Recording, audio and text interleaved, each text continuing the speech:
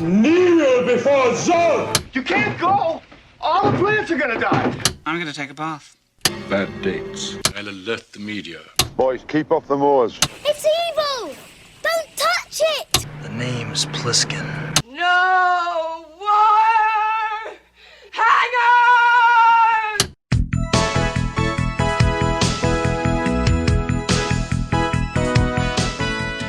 Welcome to Vintage Video, where we're rewatching the 80s so you don't have to.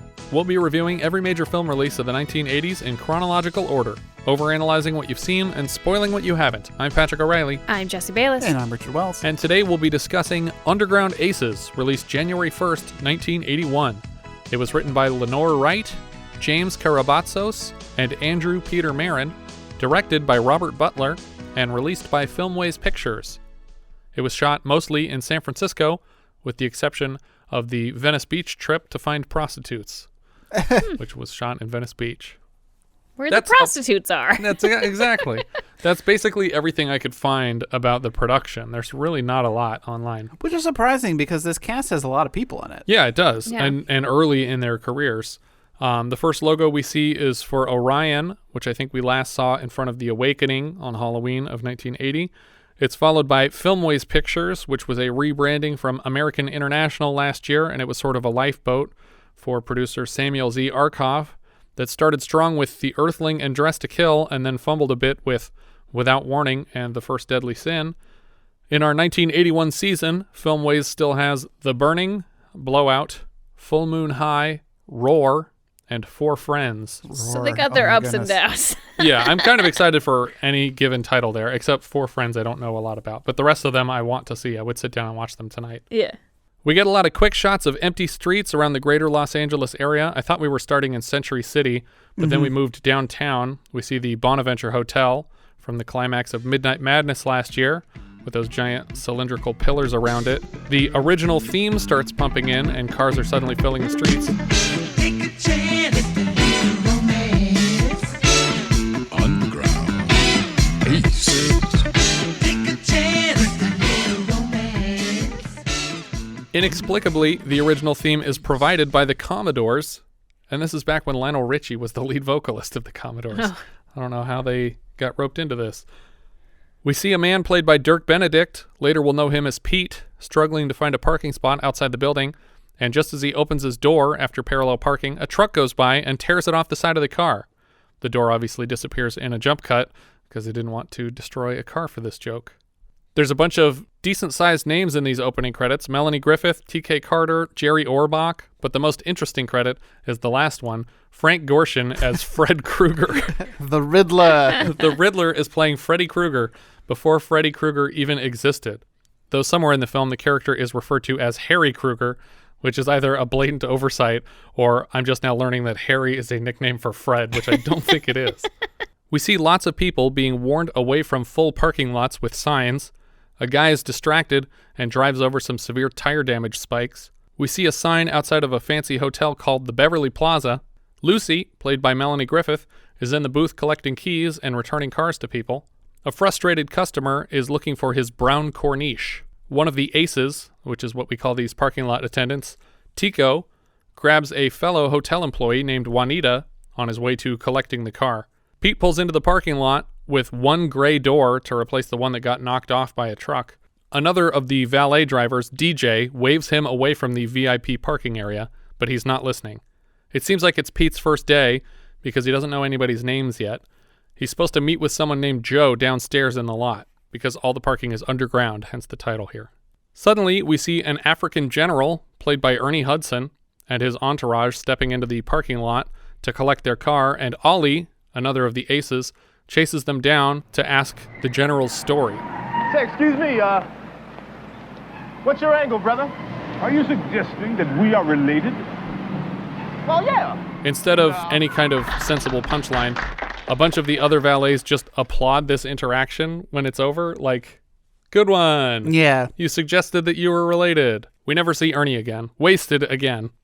All these tiny cameos in the 80s. Octagon, jazz singer. He's barely in them. He's one and done. It's not fair. Ollie and Pete seem to be old friends. Apparently, at a previous job, Pete led unionization efforts and was fired for it. Though I think they also kind of imply that the employees that were unionized were lab animals. Well, and they also will imply later that they either went to high school or college together. Oh, okay. Dee Jay takes a car from 2 arriving women, and Pete gets back in his crappy car, and the 2 of them race downstairs to meet with Joe. To clarify, he is not actually hired yet. Right. I guess this is part of his interview process. He has to meet with Joe to find out if he got the job, but I think they're extremely desperate for people.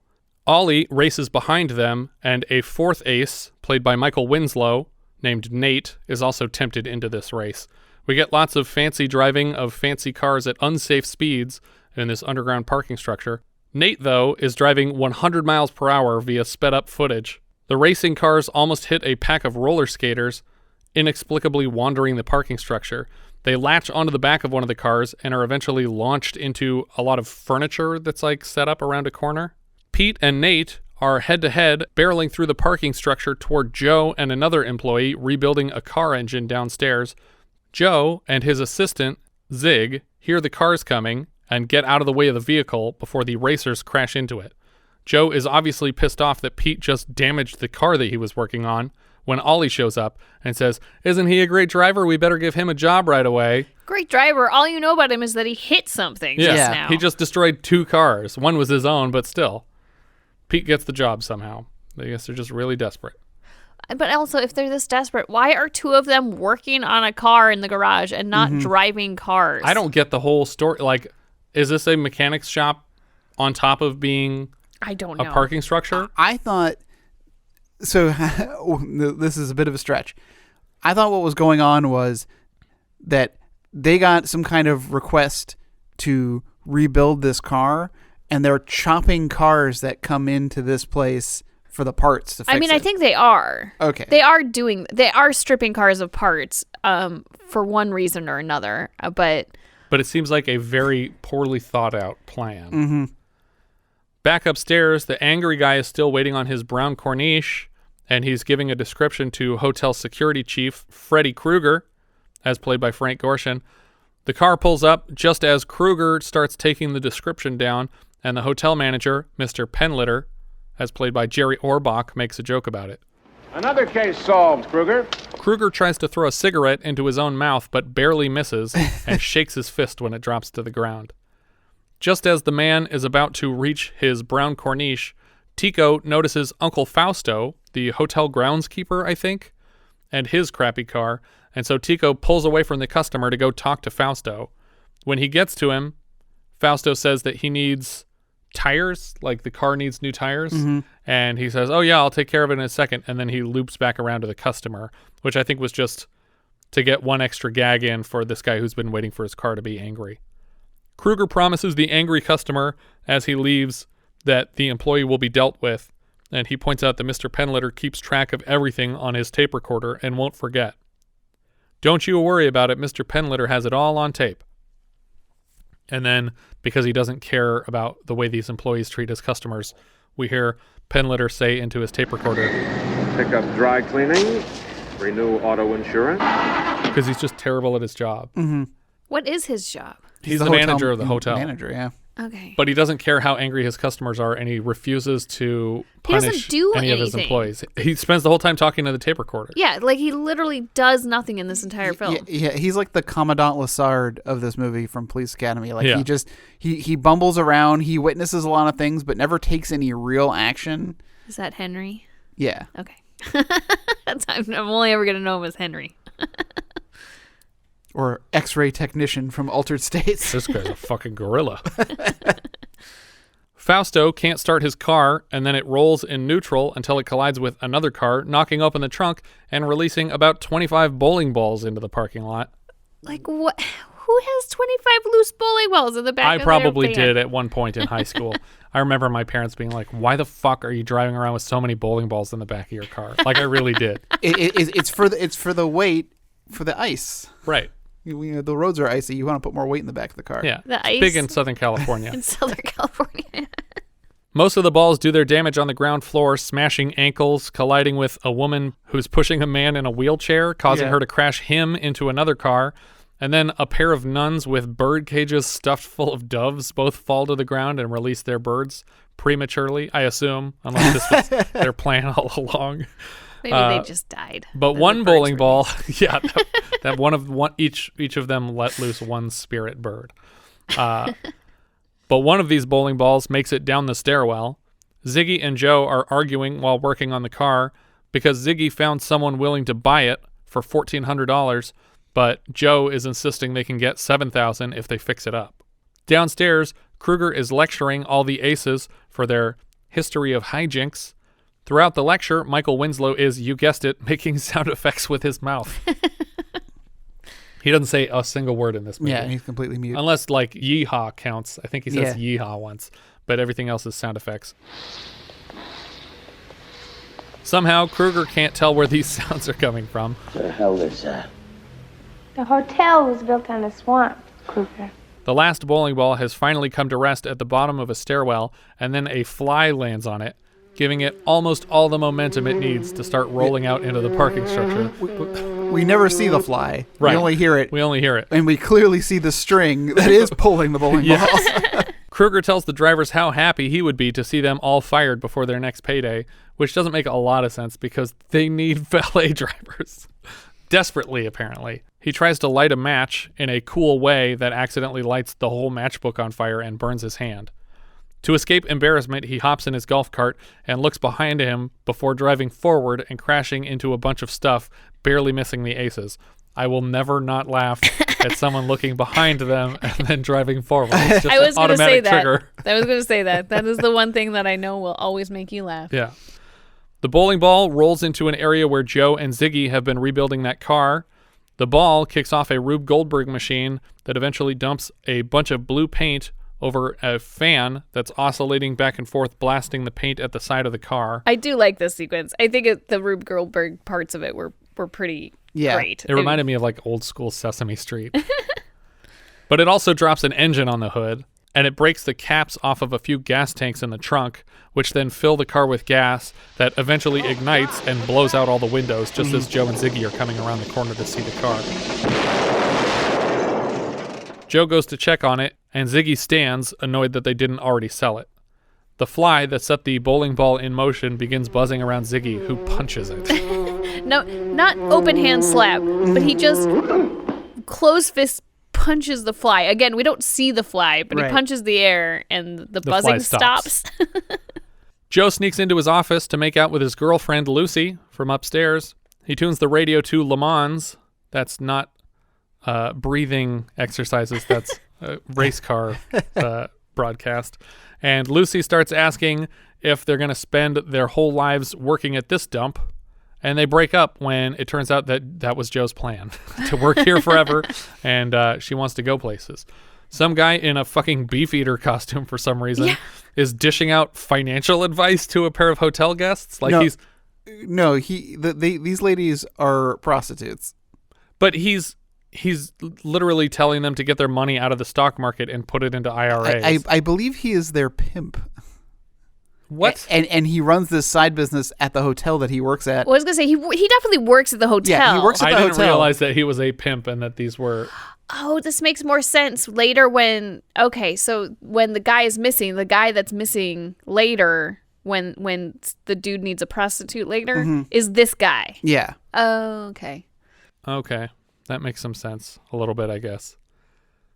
But I mean, yeah, you want to max out your tax-advantaged accounts before you put anything in the market. But why is he talking to them about this? I mean, that's it's just true. like an employee system that he's like, are they getting full benefits as prostitutes with him? Mm-hmm. Apparently. I'm just saying they could have a Roth IRA without being employees there. That's true. They're actually freelance contractors, so... Ollie gets a page downstairs to bring up the red Trans Am, but Winslow is still working on it. So he gets dragged away when Ollie pulls the car out. Pete notices this is happening and gives chase in a pickup. A beautiful, tall, blonde woman steps out of her car at the valet stand, and the guys start talking about rumors of a butt tattoo. Ollie pulls up, still dragging Nate, the Winslow character, and when he stops, Nate slides under the car, under the blonde's dress, and then back down into the parking structure again. Pete flips a Yui to follow Nate as he bounces through a section of ventilation shaft, which is a fun cartoony moment. Yeah. Also, he's doing nothing to attempt to stop. Right. He's like relaxed. He's got his hands under his head. He seems fine with this, even though he's barreling down the street on, this open bed of a cart thing that he's on. But I don't get the other dude's plan with chasing him with a car. What is you're behind him, and B, what are you going to do if you catch up? Well, but everyone else is on board because everyone else jumps into this truck to help him. But what's the plan? I don't understand what they plan to do. I think that at best they're going to get to him quickly after he crashes. After he dies. Yeah, after he's dead. They will get to pronounce him dead. That's what they're all racing for. But he careens off of a couple columns in the parking structure until he sails through this huge plate glass window into a side office where he lands on a table, and they all rush in to find him there. They're worried that he's hurt until he sits up like a robot. And Nate confirms with sound effects that he saw the tattoo, even though we didn't from his POV. Yeah. I checked. I backed it up. I checked a couple times. They weren't expecting people to have freeze frames when this movie came out. Enhance. Did you see it? See what? Her ass. They all start arguing about what true love is and settle on nose numbness as a clear sign of love. Another convertible arrives, and Annie and her friend Madeline get out. Tico is instantly in love with Madeline and tells her about his tingly nose. Madeline is here for her friend Annie's wedding, but Annie is getting cold feet. Madeline is kind of in a hurry to check in, but Tico asks if he can see her again. Unfortunately, this is pre-Snapchat, so there isn't a convenient way to exchange information yet, and she insists that they will certainly see each other again at some point. Snapchat? Yeah. Do you exchange information with people on Snapchat? I don't, but one does. Does they? Doth thou? This is why you're not on Snapchat. Still speaking Old English. We flash forward 75 years to a retirement home on the moon. No, just kidding. They meet later this day. Do they know each other before this moment when they're in the... No. This is them meeting. This is love at first sight. Okay. As will strike the Sheik as well. Yes. There's a Sheik. There's a Sheik. Of course there is. It's There's a 1980s a beef eater. comedy. There's got to be a Sheik. In the hotel lobby, a Sheik and his entourage are approaching check-in, and the Sheik is similarly captivated, except that he has fallen for the bride and not the bridesmaid. She notices him too, and it seems the feeling is mutual as Annie reaches up to touch her tingly nose. And Tico also witnesses this. Yes, he sees all this go down and immediately approaches the Sheik to try and forge an alliance. Now, when this happened in the movie, I was like, what I really want now at this point in the movie is the Sheik to totally be like, yeah, Tico, we need to go after these ladies together. And he does. I was like, oh my God, that's exactly what I wanted to happen. Yeah. Because I have to, I'm fully guilty that I love the Sheik plot of this movie. Yeah, the Prince and the Pauper nonsense. I wish that this had been the entire movie, and all this other random stuff is not happening. Now look, if we want to get to these girls, we have to act as a team. We have business to conduct. That's exactly what I'm talking about, getting down to business. Now these two aren't ordinary girls. This could be the real thing, Your Highness. For some reason, Pete is wandering around them, blurting out comments as though he has any idea what's going on. And that's what I love too. He just keeps He's like just giving. Yep, sounds like love to me. What? You don't even know what we were talking about. You didn't even see the girls. The Sheik thinks that this mission is impossible, but Tico insists that nothing is impossible in America, just as a busload of VFWs is emptying into the hotel and they all break into applause. Lucy pages the mechanics about a guest looking for a car. The car is in pieces all over the shop, but Joe bets Pete a week's pay that they can get the car back together and hand it off in 10 minutes. In a fast-forward montage, they spot weld, rewire, and completely reassemble the entire car. This footage, played at normal speed, would have been about 18 minutes long. That's still impressive. Yeah.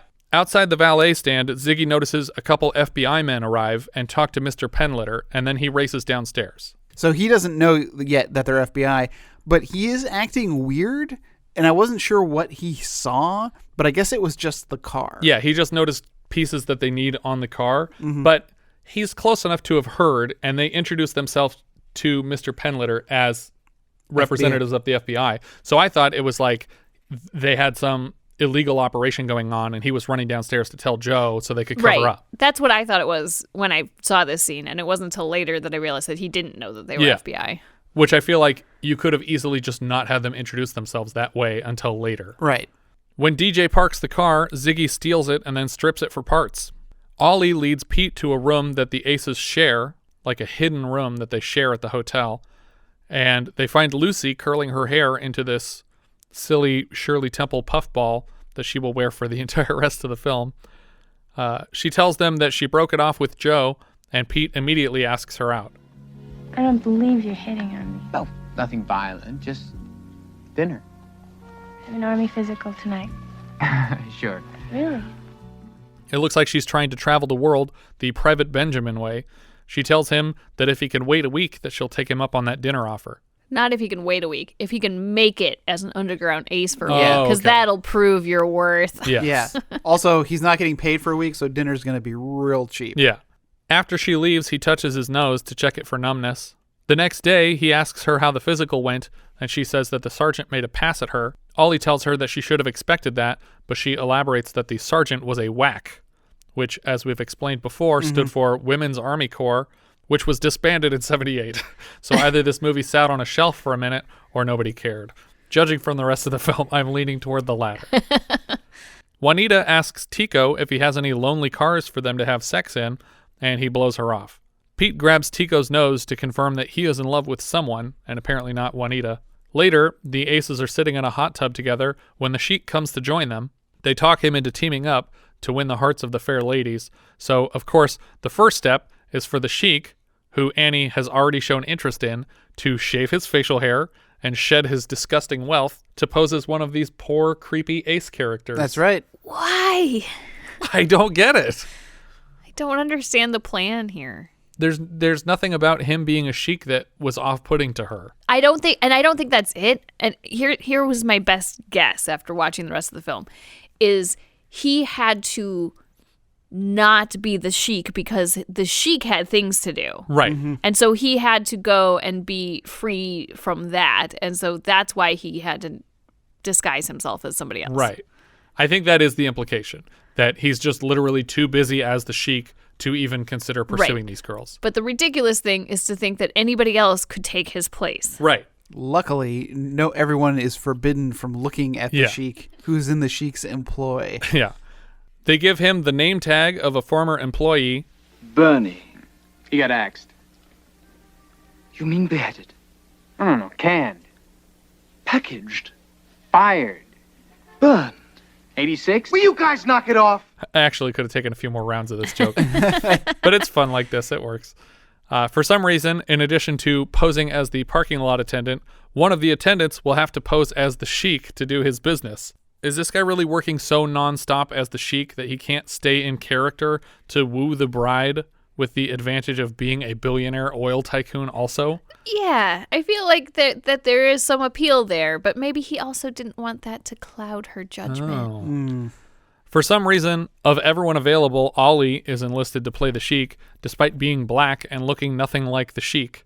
The Sheik assures them that his entourage won't notice because they aren't allowed to look at his face, but they must also not be allowed to observe his skin color or listen to the words he speaks to confirm they are in a comprehensible language. So far, we have seen the Sheik's assistant, Faoud, avoids looking at his face, but we end up dropping this whole bit later in the film, so it's totally unnecessary. Yeah. Well, and because I do like the line, too, that Ollie says later, "Don't worry about Faoud, he's cool." Yeah. And I was like, okay. Yeah, that's great. Then why did we bother dressing you up?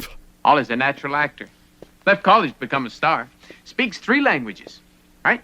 That's true.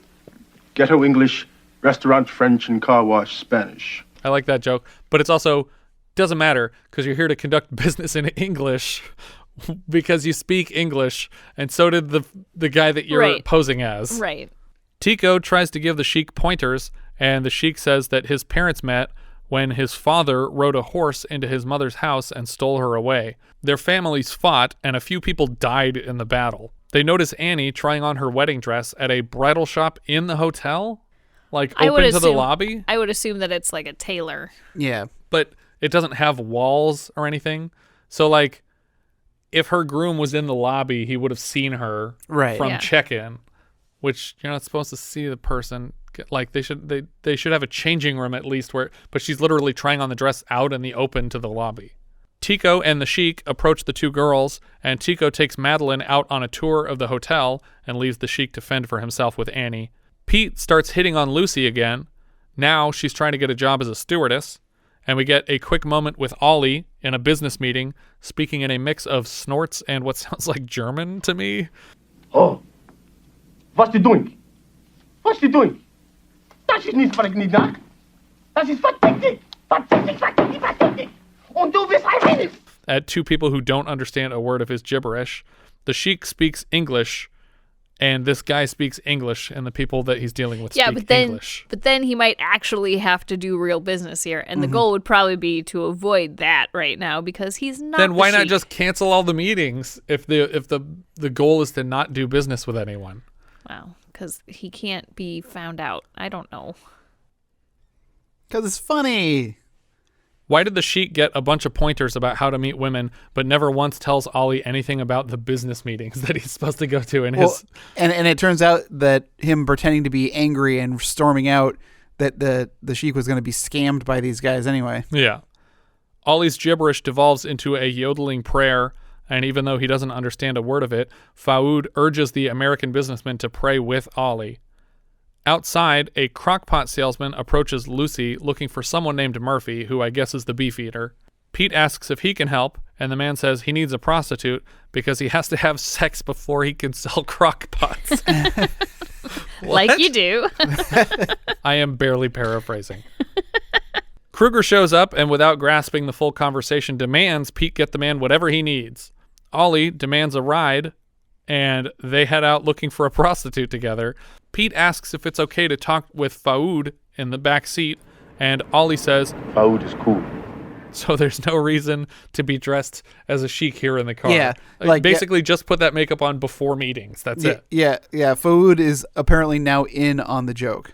They drive out to Venice Beach where they find two girls who insist that they only work in tandem. I can't imagine they get a lot of business that way. Yeah. Unless it's a 2-for-1. Yeah. But it's clearly not. Then they find a pimp with a trailer full of women, and the women are named Tweezer, Inger, and Big Sydney. But when they see Ollie dressed as a Sheik, they refuse service and start complaining to Ollie about gas prices. Gas is so expensive now that they had to move into this trailer together. I had to sell him a Cadillac. Had to sell it. Do you realize what it's like for a man in my line of business to make a living out of this? I'm hurting, baby. I'm hurting. I can't move my girls. So my girls are hurting. When my girls are hurting, America's hurting. I like Ollie's reaction to all this. Like, dude, I'm not even really... I work at the Beverly Hotel. Like, he's like trying to like level with this guy. The pimp and his girls start chanting, "No gas, no ass," until the guys leave. What? No gas, no ass.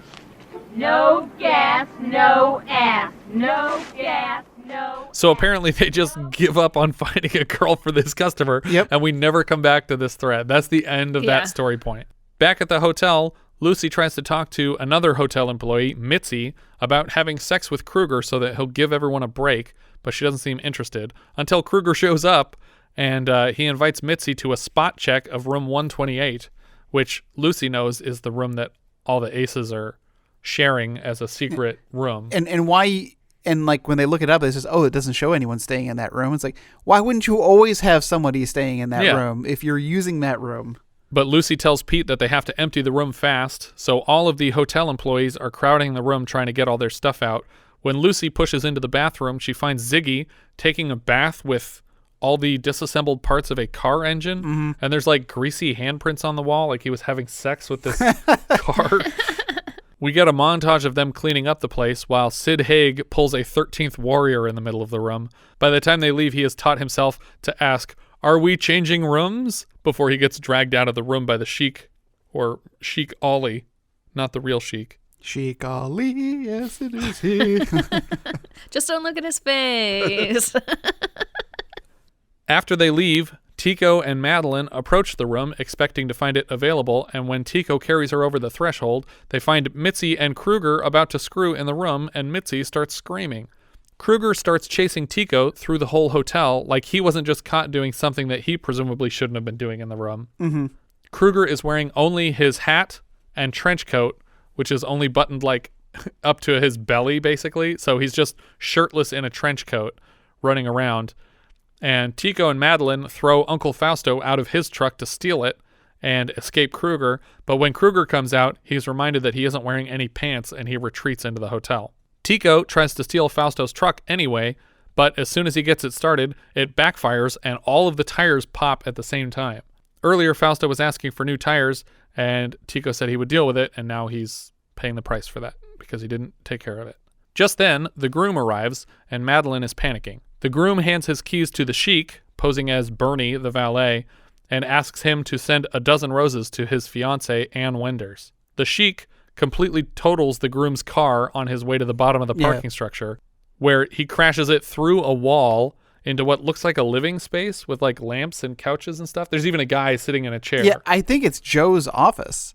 Is it? And they never discuss the body of somebody who is, someone was sleeping on the couch or laying down. And you see the legs fly up in the air. Yeah, we don't even get like a reaction shot of the person like, what the fuck was that? The whole thing is played like an accident rather than revenge for this other guy finding Anne first. Do you think I did well for my first time? You mean you've never driven before? I've always had a chauffeur. And see, I thought the joke of that, like you said, was going to be like that face was going to say, so you've never driven before. It's like no. Why didn't you tell me you've never driven before? And it's like, no. Oh, no, I'm a very good driver. Yeah. I have lots of awards for my driving. The Sheik delivers flowers to Anne's room, and at the same time, he invites her to a party called Blitz Night, celebrating one of the Aces eloping tomorrow. I'm not sure why Anne would have any idea who the Aces are, and who is eloping. Dee Jay and his girlfriend? I mean, we've barely mentioned that girl. Yeah. And we haven't even seen her since like the first time she showed up, and she's not at Blitz Night. Nope. So it's not celebrating her and Dee Jay at all. It's just an excuse for a competition. Anne turns down the offer because it's the night before her wedding and she would be disappointing people by accepting this invitation somehow.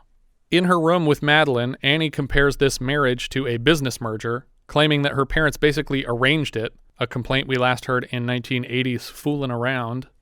Minutes later, Tico and the Sheik are back knocking at the door again, and when they open it, Tico tries to hypnotize the girls into having fun with them. After humoring them for a moment, Madeline grabs the necklace or whatever Tico is dangling to hypnotize them. You are under my spell. You cannot resist the weaving serpent's eye. The heavy lid of slumber slow... What are you maniacs doing? Ladies, we are here to escort you to Blitz Night. Madeline tries to talk Anne into it, but she shuts everything down.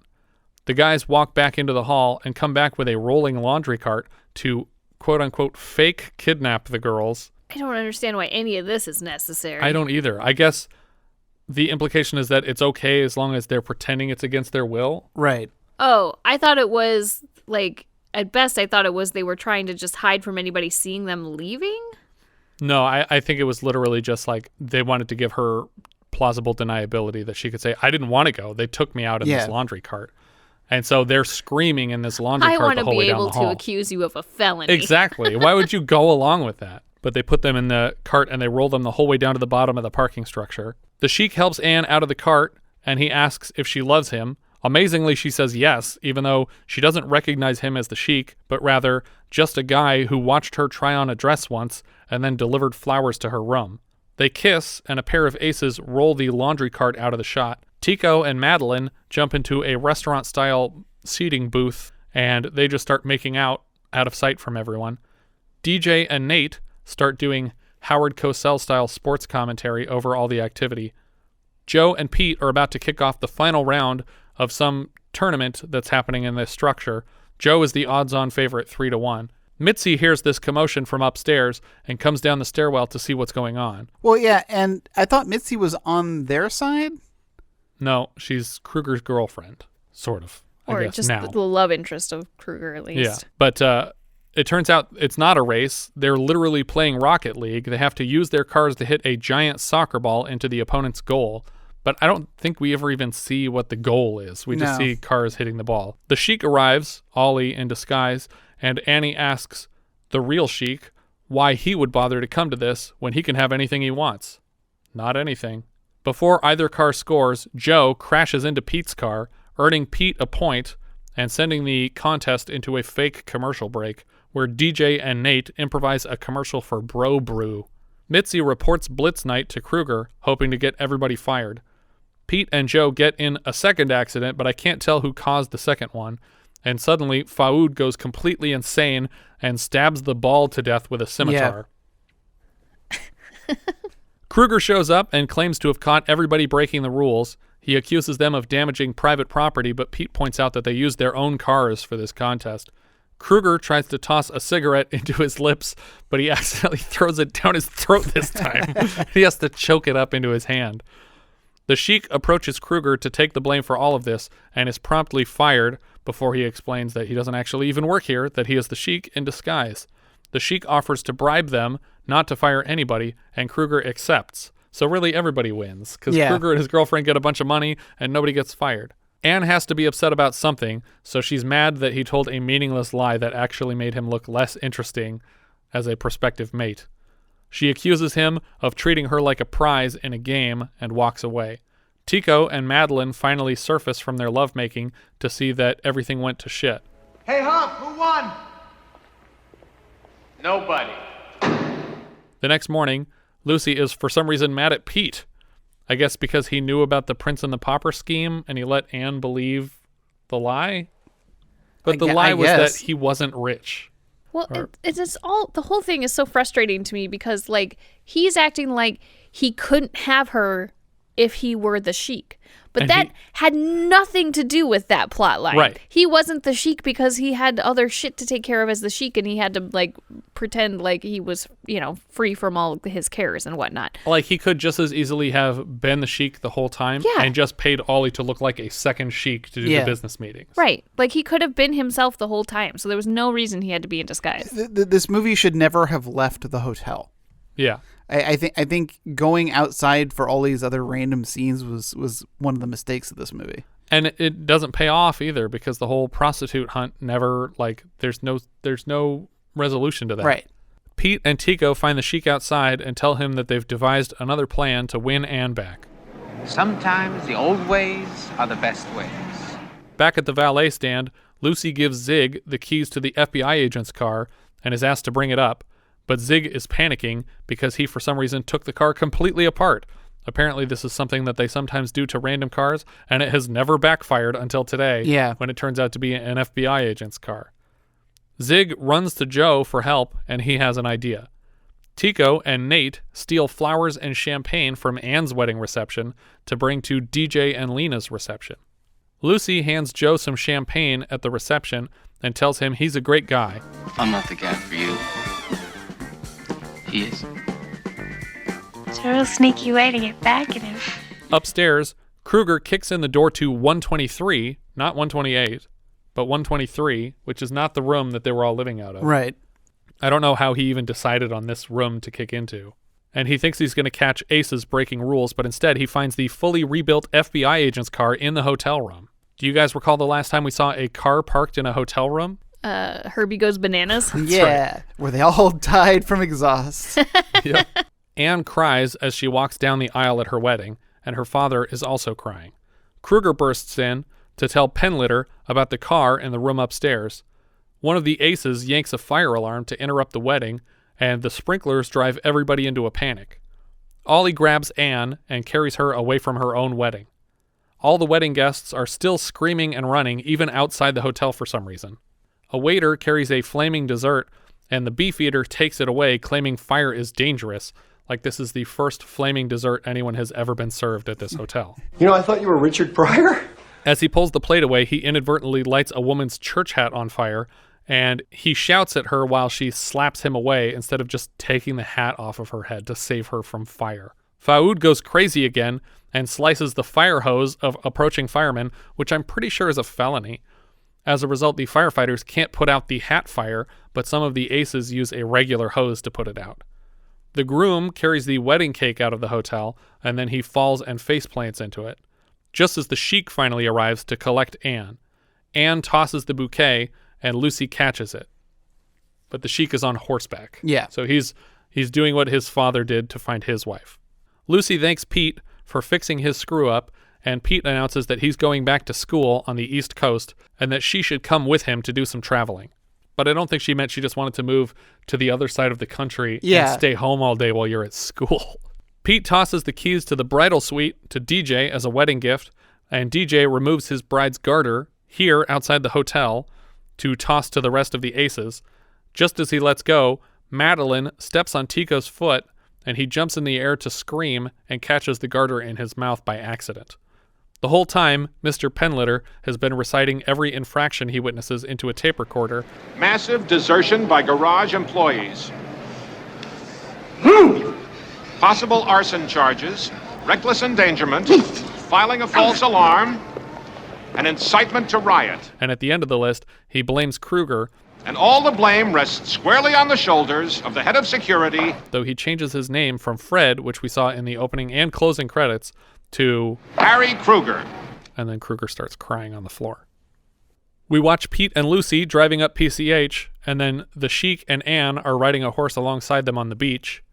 We get all the major cast's faces in this weird iris optical over the ocean so that it almost looks like an in memoriam segment. Yeah. Like everybody's dead. And that's the end of our film. Our director here was Robert Butler. We had him last year directing the very similar Night of the Juggler.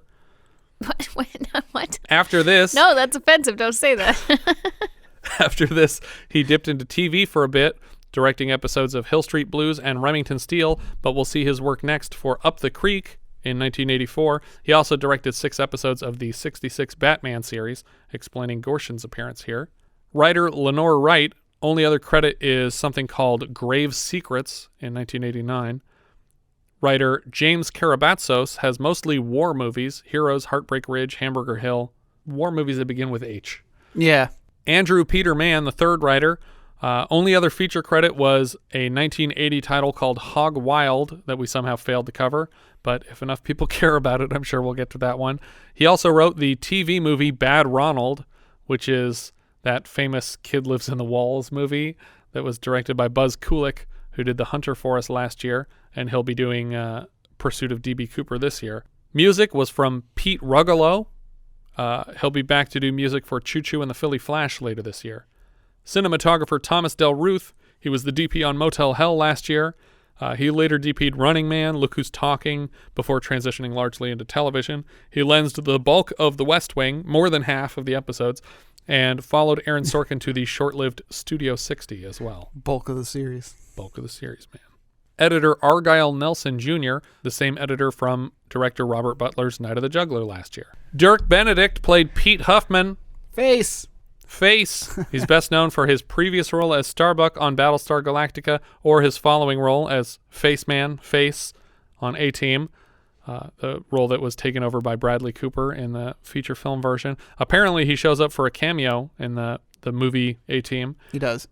We'll see him again later this year in a couple months for a movie called Ruckus. T.K. Carter was Dee Jay. We just had him as the chauffeur and Seems Like Old Times last year. He was also one of the doo-woppers in Hollywood Nights, and Jesse always points to Punky Brewster. His mic. He's also Knowles in The Thing and a car wash employee in Corvette Summer, a movie that I hold very near and dear. Robert Hegyes played Tico. This is fresh off his best-known role as Juan Epstein on Welcome Back, Kotter.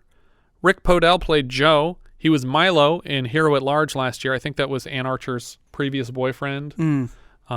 Michael Winslow played Nate, obviously best known for his Police Academy character, Larvell Jones, who provides impressive sound effects produced entirely with his mouth. He does a bit of this in all of his feature film appearances, including Spaceballs, and last year we saw it in Cheech and Chong's next movie. This was his second film after that, so we've covered his first 2 films. Kario Salem played the Sheik. He was Jean in Killing Zoe. He actually has a few screenwriting credits, including the score. Yeah, I was surprised when I saw that. I was like, oh, I like that movie, okay? And he also wrote Chasing Mavericks, which we've mentioned once on the podcast before because I had written a script at the time called The Ride with Curtis Hanson in talks to direct, but he left our script to direct Salem's script. So good for you, guy. I was doing a little bit of Googling so I could be offended at the nationality of the guy they picked to play the Sheik, but I could not figure it out because he's got an unusual name, and when you look up his heritage, it says American. Yeah. And so I'm just like, I don't know. That's what it should say on everyone's. It should, but like... Even if they're not American. Everyone should be American. The thing that bothered me, I think, the most was his accent in this movie, because he sounds like he has an English accent. Yeah. Well, that's a thing, though. Yeah. A lot of... The thing is that the rich people in the Middle East get sent to England. Yeah, they get sent abroad. Even the kid in Up the Academy. Well, I was gonna say the Turk in Baron Munchausen. Oh yeah, when he's performing his opera, I was like, oh, you won't want to miss this one. It reminds me of my school days in England. The Torturer's Apprentice. Yeah. Here's the overture.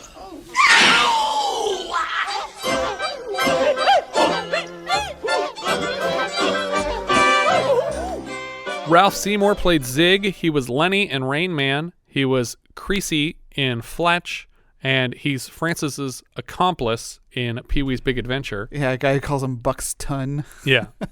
We'll see him later this season for our reviews of Backroads and Just Before Dawn. Randy Brooks played Ollie. He had long runs on The Young and the Restless and The West Wing. He also shows up as Holdaway in Reservoir Dogs. Joshua Daniel played Wally. Not sure who Wally is. Yeah, Wally... is that the guy who mixed all the drinks for the reception? Yeah. I just took all the leftover drinks and put them together. Yeah, he has a couple of lines.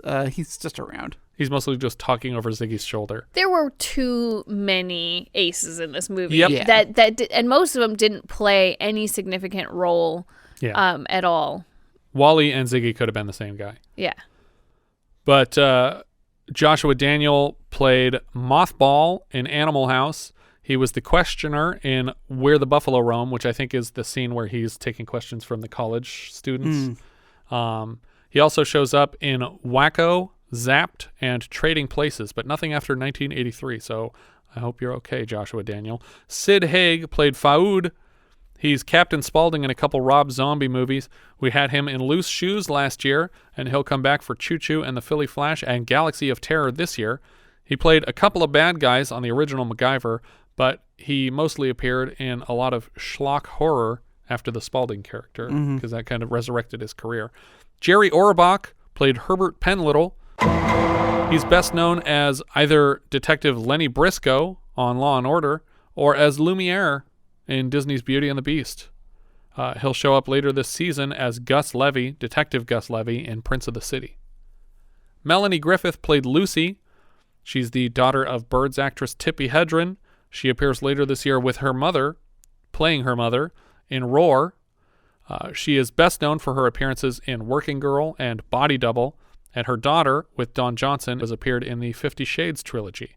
She also, in the past, has been married to actors Stephen Bauer, who plays Manny in Scarface, and Antonio Banderas. For some reason, the clip of her that will always play in my head is when she accompanied her daughter Dakota to the 2015 Oscars and made it very clear that she doesn't care for her daughter's work and won't bother to see the 50 Shades movies. It's really obnoxious. And yeah, there are those scenes, but she's also just a really good actress. Well, she's a really good actress. I don't need to see that to know how good she is. You know? All right, you don't have to see it. It's possible that this Oscars clip will be replaced in my brain later this year when we watch Roar, which features footage of a lion attacking her to the point that she required facial reconstructive surgery. The lion attack and a terrible car accident are both to blame for a 3-year gap in her filmography as well. Audrey Landers played Annie Wenders, probably best known for her appearances as Roxy and Carla Yeats in MacGyver episode 2 Times Trouble, where she played the psychotic survivor of a pair of twins who were separated by a tragic mountain climbing accident. Man, and MacGyver also had a tragic mountain climbing accident. Yeah, lots of that going around. She's also somewhat known for playing Afton Cooper on Dallas, a role which she reprised for the series reboot in 2013. Mimi Maynard played Madeline. She's Liz Lemish in Private Benjamin last year.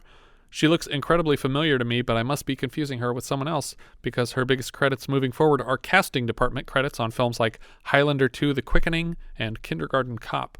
Frank Gorshin was Fred Krueger The Riddler, opposite Adam West's Batman. He also voiced Hugo Strange for the 2005 Batman series, the other animated one. Not Batman the animated series, but The Batman. Yeah. He also shows up in 1981's Goliath Awaits TV movie about a Titanic-ish shipwreck discovered decades later with somehow hundreds of survivors.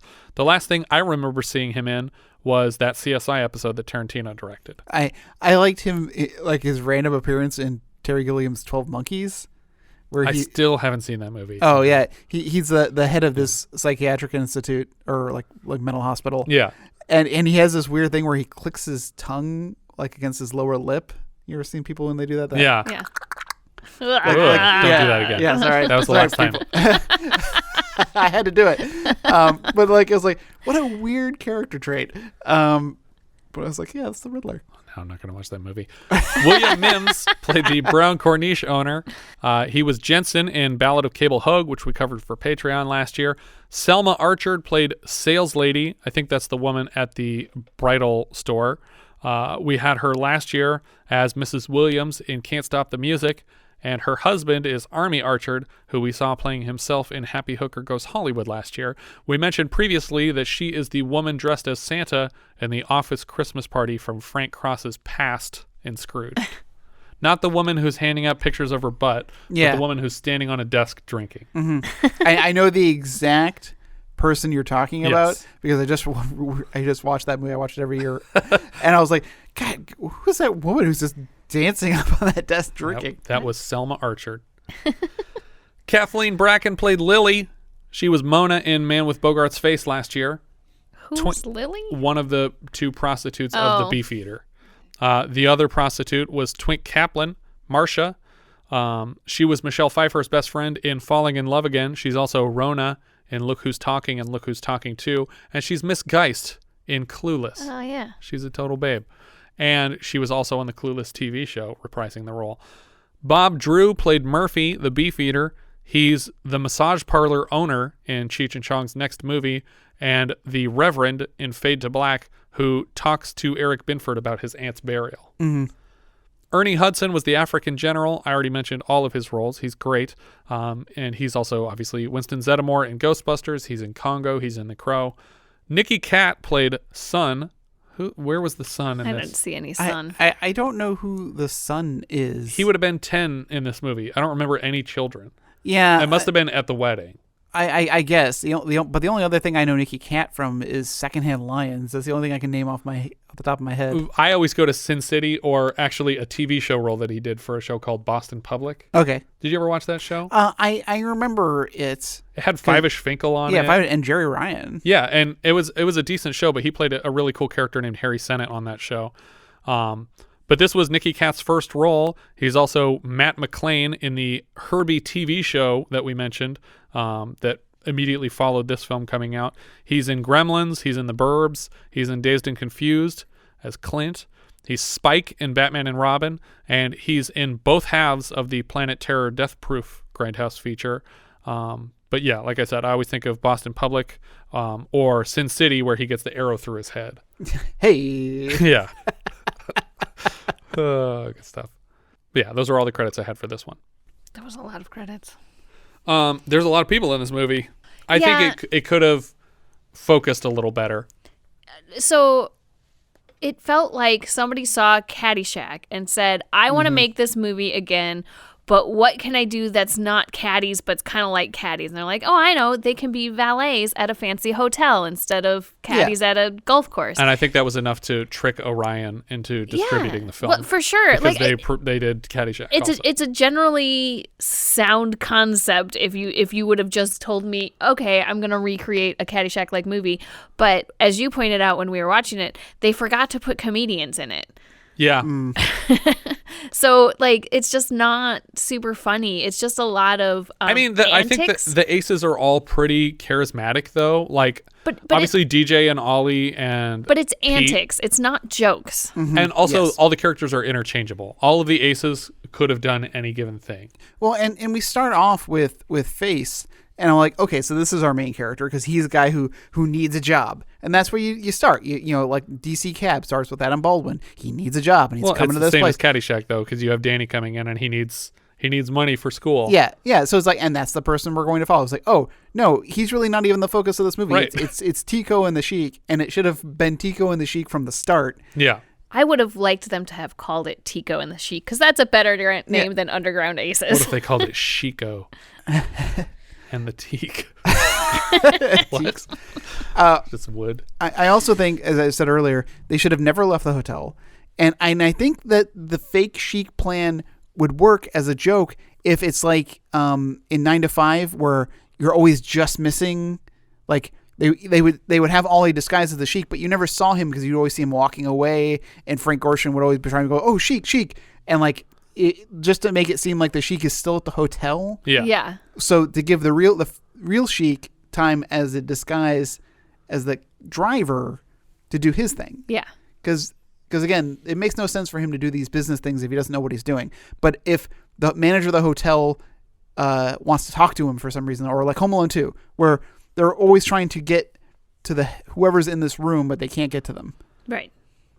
That's how I think it should have been handled. If he could have also just been another guest at the hotel, why did he have to take on the role of one of the aces? So he would have an excuse to talk to her, I guess. Yeah, I guess. Or why he was hanging out with Tico all the time.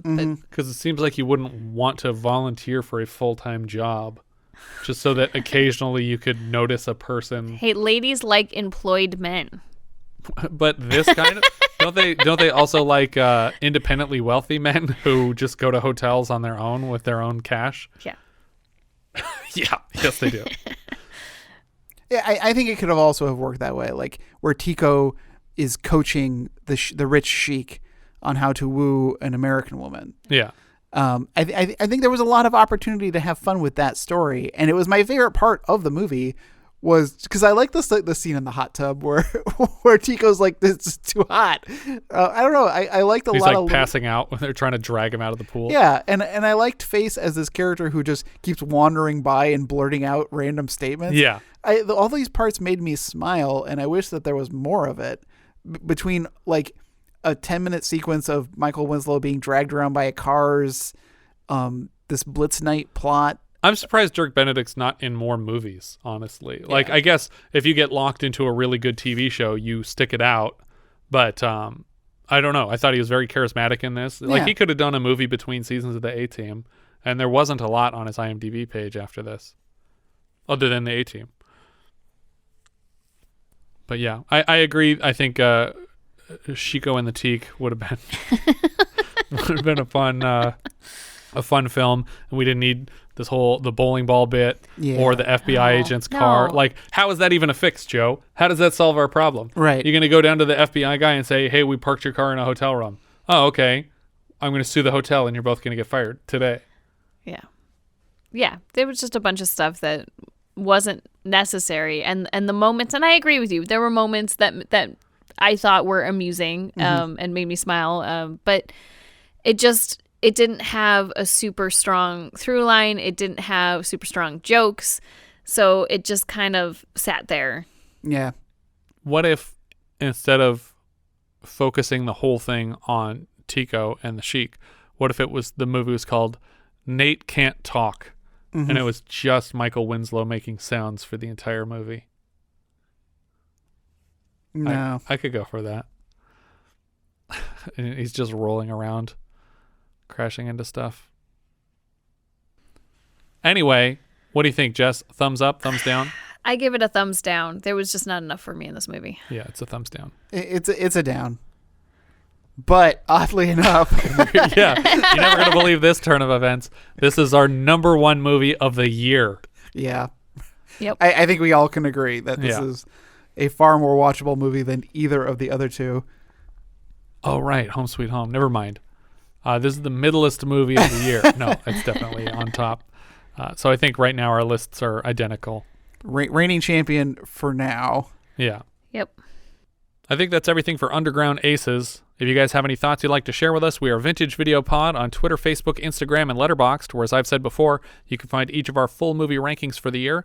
We can also be found at vintagevideopodcast.com. www.windwalker.com. Please consider rating us on iTunes to help people find the show, and if you take the time to leave us a review, we will thank you personally in an upcoming episode. If you're feeling especially generous, you can also support the show through patreon.com/vintagevideopodcast. Thank you so much for listening, and I hope you'll join us for our next episode when we'll be discussing Windwalker, which IMDb describes like so. In 1797 Utah, an aged Cheyenne patriarch helps his kin to fight off a raiding party of rival Crow warriors, and he tells his grandchildren the story of their family. I think it's entirely in a Native American language with subtitles. But isn't Windtalkers Navajo? Windwalkers. What? This was called Windwalker. Windwalkers. Oh, okay. Yeah. It's like a Skywalker, but lower. We leave you now with the trailer for Windwalker. Before the white man crossed the Rockies, he was already a legend. As a young warrior, he was terrifying. As a father, he was kind and loving. Then, his enemies killed his wife and kidnapped his son. His revenge was fearsome. His search for his child, endless. The Windwalker. Now he walks the winds of eternity.